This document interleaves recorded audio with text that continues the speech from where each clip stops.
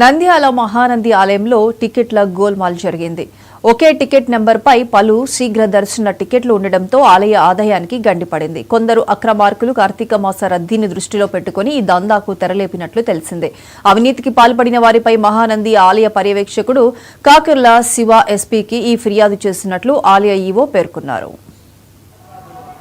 ఈరోజు టికెట్ గోల్మాల్ అవకతవకలు అనేటువంటి ఎన్టీవీలో వేసినటువంటి ప్రచారం 9వ తారీఖు జరిగినటువంటి 9వ తారీఖు నాడు టెక్నికల్ ప్రాబ్లం వలన కొద్దిగా జరిగింది. అది టెక్నికల్ ప్రాబ్లం కరెంటు పోయినప్పుడు పిఓ మిషన్లో మేము కొట్టంగా వీళ్ళు మా టెక్నికల్ పర్సన్స్ కూడా కంప్యూటర్ ఆపరేటర్స్ని పిలవడం జరిగింది. ఆ రోజు దాన్ని రెక్టిఫై చేశాము.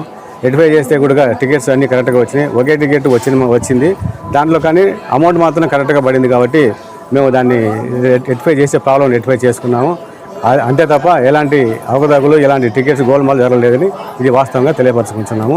టికెట్స్ గోల్మాల్ జరిగిన సంగతి కూడా ఇది మా కంప్యూటర్ ఆపరేటర్స్తో కూడా చూసి నేను తీయడం జరిగింది. కానీ ఇవన్నీ అవాస్తవాలు.